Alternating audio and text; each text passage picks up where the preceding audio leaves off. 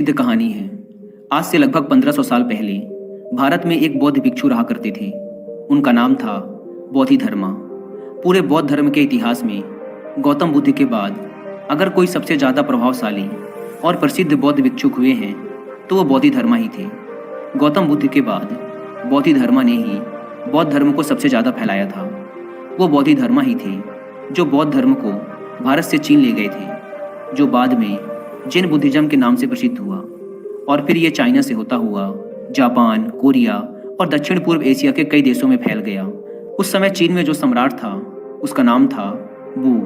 सम्राट बू ने गौतम बुद्ध और उनके शांति के विचारों के बारे में बहुत सुन रखा था और वो उनसे बहुत प्रभावित भी था। कहा जाता है कि सम्राट बू सालों इंतजार करता रहा कि महान हिमालय की दुर्गम घाटियों को पार कर भारत की ओर से कोई बौद्ध भिक्षु चाइना में आ जाए और उसे बुद्धिज्म व उसके विचारों के बारे में बताए। जब बोधिधर्मा चाइना पहुंचे तो बूढ़ा सम्राट बू उनसे मिलने आया। उस समय सम्राट बू मानसिक अशांति की समस्या से गुजर रहा था। उसने बोधिधर्मा से कहा, मैंने बहुत कोशिश की, हर तरह से प्रयास करके देख लिया, लेकिन मेरे मन में शांति नहीं है। ये हर समय भटकता रहता है। क्या आप मेरे मन को शांत कर सकते हैं? बोधिधर्मा ने कहा, कहाँ है तुम्हारा शांत मन? दो मुझे, मैं उसे अभी शांत करके देता हूँ। सम्राट बू को कुछ समझ नहीं आया और वो चुपचाप खड़ा रहा। बोधिधर्मा ने कहा, ठीक है, मैं तुम्हारा मन शांत कर दूंगा, लेकिन इसके लिए तुम्हें कल सुबह 4 बजे अकेले मेरे पास आना होगा। और हाँ, याद रहे, अपना अशांत मन अपने साथ ही लेकर आना, उसे भूलना मत। सम्राट बू को ये जवाब कुछ अजीब सा लगा। वो उस पूरी रात सो ना सका। सोचता रहा कि कैसा पागल भिक्षु है, कहता है मन साथ लेके आना, भला मन भी कोई बाहरी सामान है जिसे मैं छोड़कर आ जाऊंगा। उसने कई बार निश्चय किया कि जाने का कोई मतलब नहीं, इंसान पागल मालूम पड़ता है, लेकिन उसके पास और कोई दूसरा रास्ता भी नहीं था। इसलिए उसने निश्चय किया कि वो एक बार उस भिक्षु के पास जरूर जाएगा। अगली सुबह 4 बजे सम्राट बू बोधिधर्मा के पास पहुंच जाता है। बोधिधर्मा आंखें बंद करके ध्यान में बैठे हुए थे। सम्राट के आने की आहट पाकर बोधिधर्मा अपनी आंखें खोलते हैं और सम्राट बू से कहते हैं, तो तुम आ गए? लाओ अब जल्दी से अपना शांत मन मुझे दे दो, मैं उसे शांत करके तुम्हें वापस देता हूँ। सम्राट बू ने कहा, ये आप कैसी बातें कर रहे हैं? क्या मन भी कोई वस्तु है जिसे मैं आपको दे दूँ? ये तो मेरे अंदर है, मेरे सिर की हड्डियों के अंदर है। बोधिधर्मा ने कहा, तो इससे एक बात तो साफ है कि तुम्हारा मन तुम्हारे ही अंदर है। सम्राट ने कहा, हाँ, मेरा मन मेरे ही अंदर है। बोधिधर्मा ने कहा, तब फिर तुम अपनी आंखें बंद करके बैठ जाओ और अपने उस अशांत मन को अपने भीतर खोजो। जैसे ही तुम्हें तुम्हारा अशांत मन मिल जाए मुझे बताना, मैं उसे शांत कर दूंगा। बोधिधर्मा का ये जवाब भी सम्राट बू को अजीब लगा, लेकिन वो कर भी क्या सकता था। उसने अपनी आंखें बंद की और अपने मन में उठने वाले विचारों को देखने लगा। वह अपने अशांत मन को खोजने का प्रयास करता रहा। वह जितना अपने अंदर गया वह उतना ही अपने मन को खोजने में असफल रहा। कुछ घंटे गुजर गए, सूरज निकल आया था। सम्राट बू ने अपनी आंखें खोली। बोधिधर्मा ने पूछा, मिला तुम्हारा अशांत मन? सम्राट बू ने ना में सिर हिला दिया। बोधिधर्मा ने कहा, ठीक है, कल सुबह फिर आना और दोबारा अपने मन को ढूंढने का प्रयास करना। सम्राट बू वहाँ से चला जाता है। अगली सुबह 4 बजे फिर सम्राट बू बोधिधर्मा के पास आता है। बोधिधर्मा दोबारा सम्राट को आंखें बंद करके बैठ जाने के लिए कहते हैं। सम्राट बू दोबारा अपनी आंखें बंद करके अपने भीतर अशांत मन को खोजने का प्रयास करता है। वह जितना अपने अंदर डूबता चला जाता है वह उतना ही अपने मन और विचारों से दूर होता जाता है। आज सम्राट बू को बैठे बैठे दोपहर हो गई। अब उसने अपनी आंखें खोली। बोधिधर्मा ने पूछा, मिला तुम्हारा अशांत मन? सम्राट ने फिर से ना में सिर हिला दिया।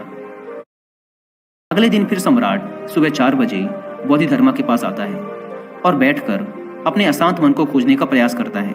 आज सम्राट को बैठे बैठे शाम हो जाती है। जाते वक्त बोधिधर्मा ने फिर पूछा, मिला तुम्हारा अशांत मन? सम्राट बू ने फिर से ना में सिर हिला दिया। बोधिधर्मा ने कहा, ठीक है, कल सुबह फिर आना। आज सम्राट बू सुबह 3 बजे ही आ जाता है और बैठकर अशांत मन को अपने भीतर खोजने लगता है। पूरा दिन गुजर जाता है, पूरी रात गुजर जाती है, लेकिन सम्राट बू अपनी आंखें बंद किए अपने अशांत मन को खोजता रहता है। बोधिधर्मा भी सम्राट बू के पास ही बैठ जाते हैं। वह जितना अपने अंदर उतरता गया वह उतना ही अपने मन को खोजने में असफल रहा। वह समझ चुका था कि अंदर मन जैसा कुछ भी नहीं है। ये तो केवल विचारों का एक समूह है जिसे हम मन कहते हैं। अगर विचार हैं तो मन है, अगर विचार नहीं तो मन भी नहीं। जब अंदर मन जैसा कुछ है ही नहीं तो इसके साथ कुछ किया भी नहीं जा सकता। जिसे हम मन कहते हैं ये तो सिर्फ वो विचार हैं जो हमारी अचेतन अवस्था में हमारे भीतर उठते रहते हैं। अगर हम अपनी चेतना में आ जाएं और जागरूक होकर जीने लगें तो यहाँ विचार जैसा कुछ नहीं रह जाता, और जब विचार नहीं तो मन भी नहीं। अब वो समझ चुका था कि बोधिधर्मा उससे बार बार ये क्यों कह रहे थे कि अपना मन मुझे दो, क्योंकि वो जानते थे कि मन जैसा कुछ नहीं होता। सम्राट बू ने अपनी आंखें खोली। बोधिधर्मा ने पूछा, मिला तुम्हारा अशांत मन? सम्राट ने कहा, अशांत मन तो नहीं मिला, लेकिन वो शांति जरूर मिल गई जिसकी मुझे तलाश थी। मैंने जब तक मन की तलाश नहीं की थी तब तक मैं बहुत परेशान रहता था, लेकिन जब मैंने तलाश की तब पाया कि मन जैसा कुछ नहीं होता। बोधिधर्मा ने कहा, जब भी तुम्हें अशांति महसूस हो तब आंखें बंद करके बैठ जाओ और अपने अंदर देखो कि ये अशांति कहाँ है, और तुम्हें तुम्हारे अंदर कोई अशांति नहीं मिलेगी। लेकिन हाँ, जब तुम खोजोगे तो तुम्हें तुम्हारे भीतर एक ऐसा इंसान जरूर मिलेगा जो बहुत ही शांत चित्त और स्थिर है। जैसे कि सम्राट बू ने महसूस कर लिया था कि मन कुछ और नहीं बल्कि हमारे विचार ही मन है। हम अपने विचारों पर नियंत्रण करके अपने मन को नियंत्रित रख सकते हैं। अगर हम अपने जीवन में देखें तो हमारे चारों तरफ ऐसे लाखों लोग हैं जो मानसिक अशांति से परेशान हैं। वो सभी इस मानसिक बीमारी से बाहर आना चाहते हैं, लेकिन उन्हें पता नहीं कि इससे बाहर कैसे आया जाए। और अगर कुछ लोग इससे बाहर आने का प्रयास भी करते हैं तो कुछ शुरुआती असफलताओं के बाद वो हार मान जाते हैं, और फिर ये मानसिक अशांति मरते दम तक उनके साथ रहती है। कई बार कुछ मानसिक विचार शारीरिक दर्द से भी ज़्यादा दर्दनाक होते हैं, और ये इंसान का जीवन बहुत मुश्किल बना देते हैं। लोग इस मानसिक अशांति से गुजरते हैं क्योंकि वो कभी भी अपने अशांत मन को खोजने का प्रयास नहीं करते। वो कभी भी अपने भीतर झांक कर ये देखने का प्रयास नहीं करते कि असल में इस मानसिक अशांति का कारण क्या है। जैसे कि हमने ऊपर कहानी में देखा कि मन जैसी कोई चीज़ हमारे अंदर नहीं होती। असल में मन हमारे अंदर उठ रहे विचारों का समूह है, क्योंकि हम अचेतन तरीके से बस कुछ भी सोचे जा रहे हैं। कभी बीते हुए कल के बारे में सोचते हैं तो कभी आने वाले कल के बारे में। इन विचारों की भागा दौड़ी में हम ये भूल ही चुके हैं कि जीवन ना तो भूतकाल में है और ना ही भविष्य में। जीवन तो आज में है, इसी पल में है जिसे हमने जीना ही छोड़ दिया है। अगर हम अपनी चेतन अवस्था में रहना सीख जाएं, जागरूक होकर अपने अंदर चलने वाले विचारों को देखना शुरू कर दें, तो धीरे धीरे हमारे अंदर उठने वाले विचार कम होना शुरू हो जाएंगे।